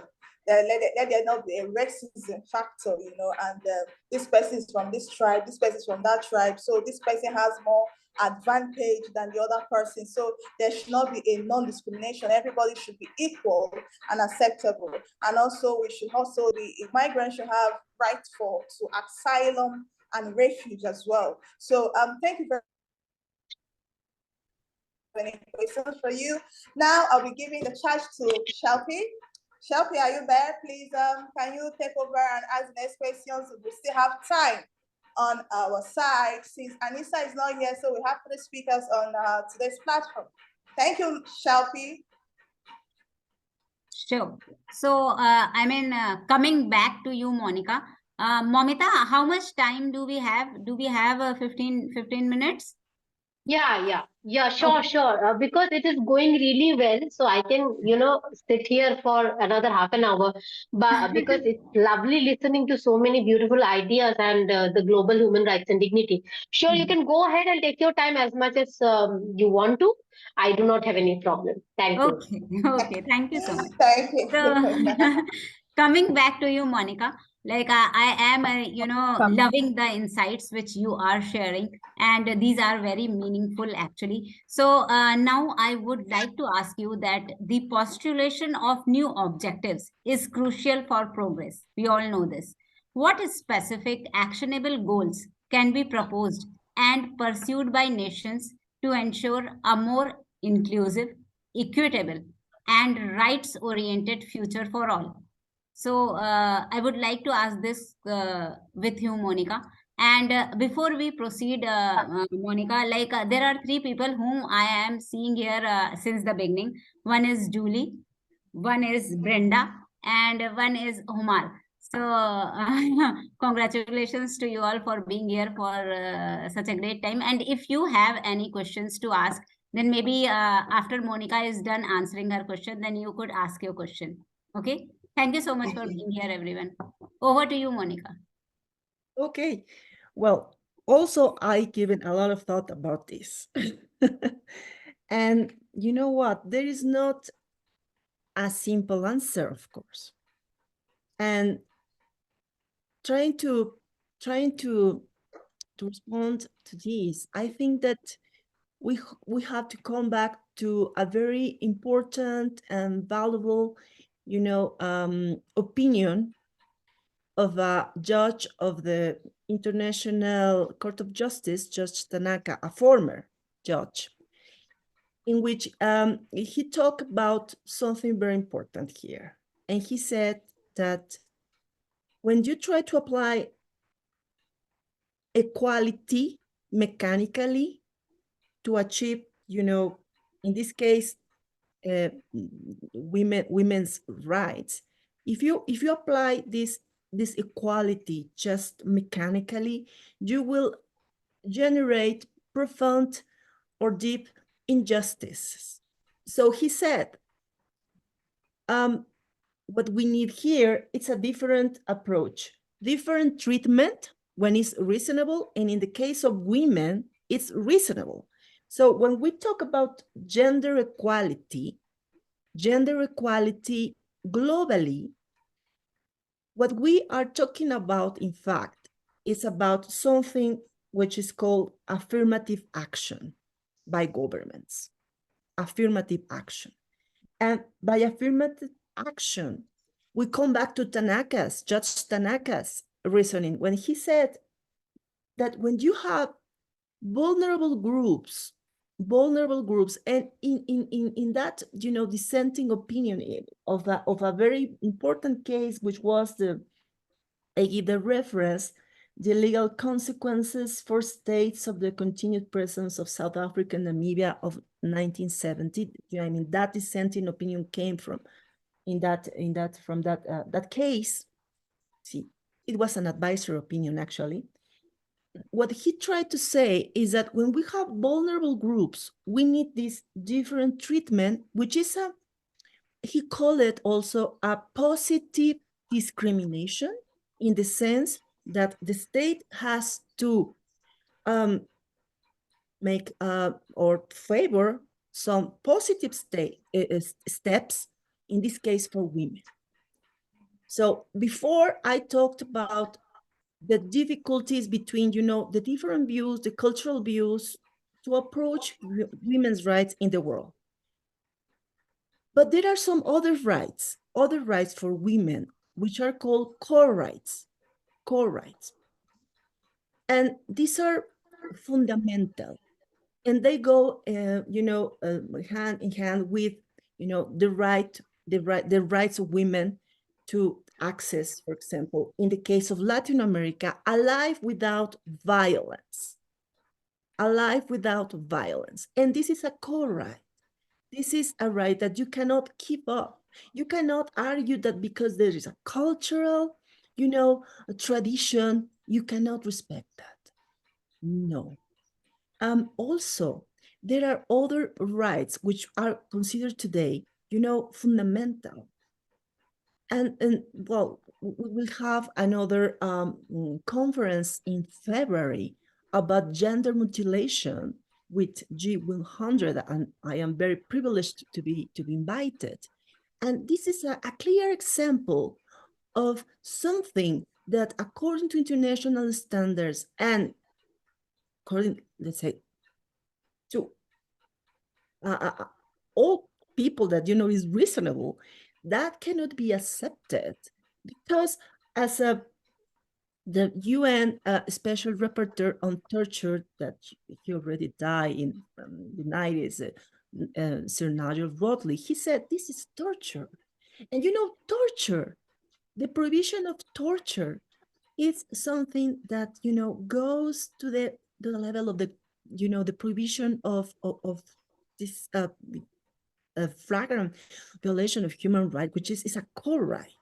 So what I think advocate at international level is that we have to fight to have core rights of women respected, irrespective of cultural differences, because there are core rights: the right to life, the right to life of women, the right to life, and that spans to very different levels. What is the meaning of the right of life of a woman or a child, female child? Well, not to live in a home where she faces violence, or in a school where she faces violence, or at work that she has, let's say, in the text, in the Constitution, the right to have an equal salary, as men. But in fact, that doesn't happen. Or, for example, there are some other rights, the reproductive rights, that we have to fight for that. We have to fight for that. But for that, we need a state. We need a state and the affirmative action of the state. I mean, there is a paper in the Constitution, in the secondary sources of legislation, that's okay. But in fact, what it happens, in community is what it is important. And if we really take seriously what Judge Tanaka said in the 70s, he said, yes, equal treatment is a principle, but it says its mechanical application, ignoring all concrete factors, engenders injustice. And for women, we need then a different treatment, a positive treatment, for us to achieve, the rights, the constitutional rights we have in our own legislation in every country. So I think that I can leave it here. There are many ideas, and we can, develop maybe in the questions, but I wanted just to leave, let's say, the fundamental principles. Maybe I just would add something else. In Spanish, we have a difference. I mean, gender equality, for us, we call it in a different way: equity. Equality versus equity, it's not the same. In English, we say gender equality to mean equity. What I'm saying is that equality, plain equality, take us back to what, Judge Tanaka said. We have to avoid that. What we want, it's equity. Equity. Give the woman what she needs, to have access to her rights, to a life, to a dignified life. This is let's say, the core, of all this reasoning. And that's why I wanted to, to bring back Judge Tanaka's, reasoning. When, of course, he was talking about, apartheid, he was talking about vulnerable groups in that case. He talked about minorities, but also women. We are a vulnerable group, sorry. So that's why I wanted to, to bring to the table this principle. So thank you. Great. Thank you so much, Monica. And I mean, you said it correctly, maybe, that there are some core rights which are fundamental and which should be provided to women. So, I mean, this is really wonderful. So, thank you so much for sharing your insights. And I see Soham has raised his hand. So, please go ahead, Soham. Thank you, Shilpiji. Actually, I was yet to leave, but when Monica Rocha ma'am started saying this kind of things, I just stopped over there. I have many follow-up important meetings, but I just stopped and started listening to her. Because not only for G100, I am also a PRSI member, which is called Public Relations Society of India. And there also the main theme is gender equity and equality. We need to believe in equity. And I believe we need more sessions like this, where this kind of discussion can come onto the round table, where we can implement such things. Because we have many people, many eminent people, and they have the power, they have the right in their pen to bring back these policies back again into there. And I also believe, like Momita ma'am also said, we need more man here. We need more men also to join to show the equity, show the equality, because we are lacking behind of this kind of knowledge. Before joining G100, I have no idea about G100 and this Women Empowerment Forum. But after joining, I think I have completed my 4th month. So I believe there are many empowered women and I have a lot to learn from them. Every day, I learn something from Amita ma'am. I learn something from my other council members and all. So I believe many more sessions will really helpful for us. And today we have hosts from different countries. Maybe some few more people will come forward, raise their hands to host such things. So big hands for all this. Thank you. Thank you so much. Thank you, Soham. It's not only about you learning from us, it's also from you we get inspired, because men and women are two equal things being created, only with different physical features. Other than that, we all are souls only from within, and we have a lot to learn from you as well, and also other our Denim Club partners which we have from all across the globe. And I'll be really happy that you share your insight that more men should come up and we can conduct more such meetings which will be more impactful, and there will be men who will be supporting the same cause of gender equality and equity, and raise more awareness across the globe. That's wonderful. Thank you so much. Wow. There is a Yes, Shilpi, over to you. There are some other, hands being raised. Yes. But the name is not there. So, I mean, the person who has raised the hand, please ask your question. It's only iPhone written over here. Hi, good evening. This is Akarshika from Delhi. It was very enlightening to listen to all of you. And I just wanted to add on to one thing as my personal perspective since a long time, that even when we see in our country that we have a lot of platforms and a lot of organizations to work for women empowerment and also for the welfare of the nations on international grounds as well. But if we look at it, then I think we have to look on our moralities and moral grounds before first, And because if we have certain morals within ourselves, then we will correct ourselves first, and then we can work as a platform. So G100, I found that this is uh, one of the most enlightening platform for everybody to know where they are going wrong and where they are right. And so that people from so many backgrounds and cultures, they are coming together and they're sharing their views. Now I am also able to know that what in my personal life I am lacking, where am I lacking. So if we start doing it from our personal lives, then only we'll be able to help others. And like my mother always tells me that if you will start working hard now, then you will become a king later. Or if you either you have to choose between one, you are a king now and you have to do hard work later, or maybe you'll do hard work now and you'll become a king later. So that depends on what we want to do right now. If we are going to promote morality, and as Monica ma'am said, that we have to have good conscience, equity, and just decisions. Like in our country, only Punjab is one state where we don't follow any kind of law for the transfer of properties and everything. They only do it on the basis of good conscience, and also on equity and good faith. So this promotes well-being of every individual, and they get to know where they're going lacking and where they're not. So by all these means, we'll be able to help ourselves also.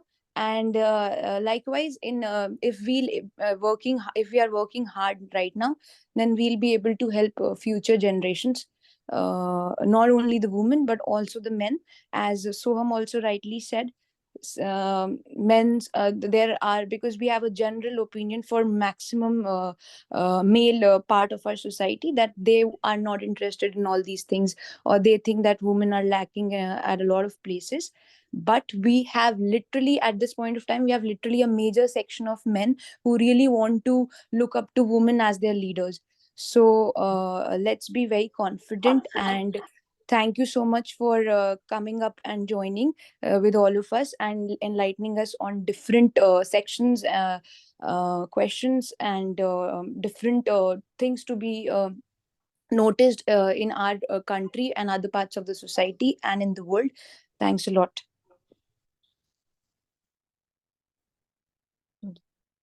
Superb, Karshika, and I love the part where she said that, I mean, we need to change ourselves first, our moralities, our modalities. We need to have a check on us first. So it is very rightly said, actually, that change starts from within. So maybe this is the key point in which everyone needs to work on it. And with this, Julie and Brenda, do you guys have any kind of question? Do you want to ask something from our guests today? Hi. Can you hear me? Yes.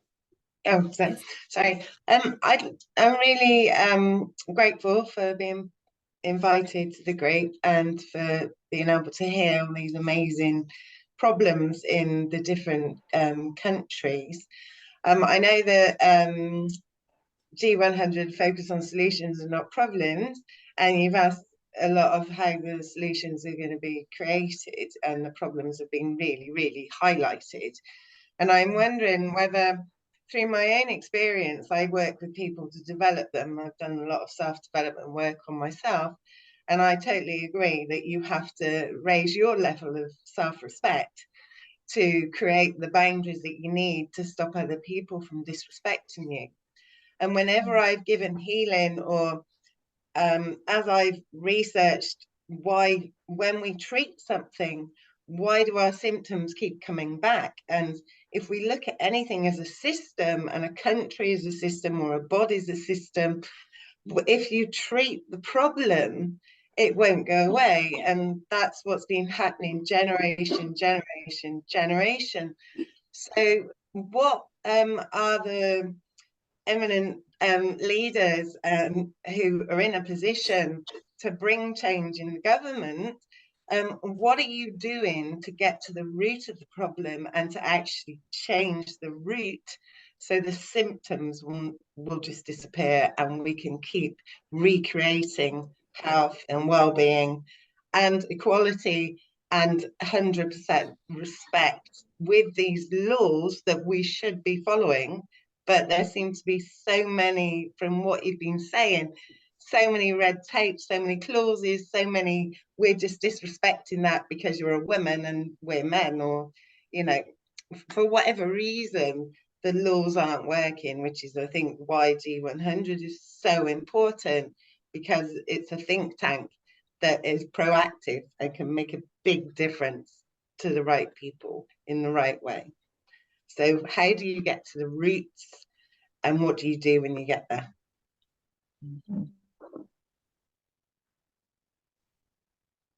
That's it. Is there anyone who would like to address her question? Well, me. No, yes, just well, maybe to contribute to, but I don't see your name. What's your name? Sorry. Julianne. Gillian, because I cannot see it. Sorry, Gillian. Okay. Yes, yes, I couldn't agree with you more, really, Gillian. But you know what? I think the change is not just, we don't have to expect the change from you know, the community of states or the governments. What I've seen, you know, in my region in Mexico, is that you know, it was civil society in the 90s that started all this movement in favor, you know, of women's rights. And as I said before, everything started because, you know, there was a fact. They were worried about, you know, how women were facing violence, especially at home. I mean, women, this principle that women were not safe at home. Everything started with that. Mm-hmm. And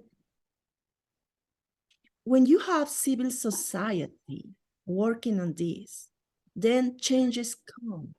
Changes come little by little, and you have to press. And you don't have to be a feminist, or if you want to be a feminist, you can be a feminist. But I mean, a civil society, not all the people are, you know, very conscious about all these values. But what they see is that, you know, women suffer at home. So yes, I agree with you. We cannot, you know, leave all these, you know, to the governments or to other congresses. If we have a republic like in Mexico, you have to fight for that. You have to go for it, because otherwise you won't get it. And even if that's in the paper, you know, you see the numbers of violence in the case of Mexico, for example. We have the size are increasing year and year. And why? If we have this offense, you know, criminalized in our criminal code? Why? Federal criminal code. But it's there, you know, the murder with intent against women, it's in. Yes, we have, you know, progress made in different levels. Yes, that, you know, our mothers didn't, you know, imagine this. They didn't imagine this, the rights we have now. But also we have a lot of violence, and women, you know what? Women are being killed not with firearms. They are, you know, being murdered in feminicide, you know, with beatings, shocking, and, you know, you can name it. So why? Because they have to suffer. So something is wrong. And we have to work, you know, on this from different disciplines, because women are conquering spaces, especially professionally. And that is something many men don't like. And that's why feminicides, you know, are increasing in many countries, especially in Latin America. We have, you know, this crime, which is horrible, and that, you know, they kill just because she's a woman. Okay, I live on that. Okay, Thank I you. hope, Julie, you have your answer. I mean, am I audible to everyone? Yeah, okay. So I hope, Julie, you got your answer that we cannot leave everything on government, and maybe we need to start working for it. And like you have already done, you asked a question, you raised a question, you raised your voice. That's the first thing. And then we need to start taking steps as, guided by Monica. So, Omar, there is a message from Omar.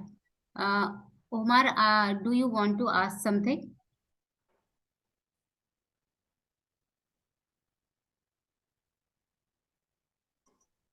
Okay, she just said bye. Okay. So anyone else who would like to contribute something? Brenda, do you have anything on your mind? Yes, first of all, it's really an honor to be in front of so powerful, intelligent women. And well, I heard what Monumita said about the internet, and as a generation that was born with all of this and the FOMO and the fear of missing out and all the things that sometimes technology brings to young generations, but especially to women. Like they paint us this stereotypical form of how this beautiful, successful women looks, and being in front of successful, powerful women and have this other perspective without the stereotypical part that sometimes the internet paint. It's amazing. I'm honored to say that I'm Dr. Monica's student. She's always been this enlightenment and incredible in her classes. It's really an honor to be to hear from her, and she always reach her perspectives, her opinions in these legal forms. She's such a lawyer. She is always such in a jurisdictional way, but is realistic. Sometimes it's harsh to hear it. It's devastating to be aware sometimes, to escape ignorance and to be aware that my country that I love so much, but all that my professor said is real. We are in danger. You feel in danger, but at the same time you look up and you see these women fighting, like my professor said, in different disciplines, in their own disciplines, like reaching higher positions. And some of us that we are students, and sometimes by helping, by saying, I respect you, I admire you, because that's all I can say from my position right now. I hope someday I could do more like she does for me. She inspires me every day. She inspires me every day. But from now on, I can only support. I can only say I'm grateful for be part of and to listen. Queen Mercy, I cannot imagine how rough it could be being in high positions and take the decisions. We can say it, and I have said, like, why don't my state do something, but to be there, to really have the power and to know that a decision can transform the lives of many, and that all depends of it. Must be rough, but I know you are what I can hear, you're amazing, lovely person, and most of all prepared and decided to do a change, but to have that power to reach that and to know that you can make a change must be amazing. Thank you, really. I heard the other questions, and it's really enlightenment. I think that's what a dear fellow say. I love the world. It's enlightenment to be here, and in my position as a student to hear, to be able to someday maybe create, but right now to listen to you and really to tell you I'm honored, I support you, and it's a privilege to hear you. Thank you so much. Wow, wonderful. And you know what, people, I always advocate for giving back to the society. And Monica, one way of giving back to the society is raising kids like these. So I mean, you are leaving behind so many Monicas over there. So I think this is the best part we can do. So with this, just one question, just one, another question, just a remark. Well, Brenda was my student last semester in Mexico. She's a lawyer, a student of law, and she's a first class student. First class. Wow. And yes, excellent student. She got, I think, a score of 10 of 10. So she's really, really a very, very, very good student. Thank you for your remarks, Brenda. Okay. Momita, you wish to add something? Yeah, I raised my hand after Monica finished her answer to Julianne. So, but the thing is, we are running out of time already. We have completed 2 hours. Maybe next time when we meet, we'll definitely have so much more to speak. And thank you, Brenda. As a student, you are really inspiring and you speak so well. We all, as your seniors, are very proud that you have joined us today and you could share your insightful thoughts with us. I hope and wish that more students and youngsters like you come up and share their insights with us. We too are not old, by the way. We too are young, but we are no longer students, and students are very powerful all throughout the world and globe, and youth really make a lot of difference. So definitely, I wish you all the very best and hope to see you successful very soon, and you become like your professor Monica one day, and we will have you on board for as a speaker probably very soon. Thank you so much, everybody. Thank you. And Great. lastly, before concluding, I am really thankful to Tabitha and Shilpi for such a commendable hosting. Wonderful hosting, both of you. Like, I am really proud of myself that I have taken, I've connected with you all, and I'm so happy that this went so well. Thank you so much from the bottom of my heart. Thank you so much. Thank you. Thank you, Momita. So grateful Thank you for the from Mexico. opportunity. Thank you from Thank you, everyone. Thank you. Thank you Bye. all. Yes. So, thank you. It was nice being with all of you. Thank you, Messi. An honor, really, really, an honor. Yes. Thank you it so was much for joining. fantastic. Yes. Thank you, Monica. Thank you so much for Thank joining. you so much for joining. Hope to see you soon, all very soon, again on discussing on various other topics, because today everybody has not finished. I know Mercy has not finished, Yes. Monica has not finished, I have not finished. So we'll meet again very soon. Thank you so much, everybody, for your patience, for your time, and looking forward to see you soon again very soon. Thank you so much. Thank Bye you. from India. Thank you. To you. Bye. Bye. From Thank you very Mexico. much. Goodbye. Goodbye. Goodbye, everyone. Bye. Thank you. Bye. Goodbye. everybody. Goodbye, everyone. Thank you. Thank you. Bye. Bye-bye. Bye. Goodbye. What's up? Okay, Tabitha. So, Yes. leaving leaving now. It was great, connecting with you. Alright. And Thank you, Queen Mercy, Shelby. I You're appreciate awesome. you. Thank you very much, Shelby. It was an exciting program, and I've learned a lot from you. And I need for more collaboration ahead. Always remember me, okay? Yeah, definitely.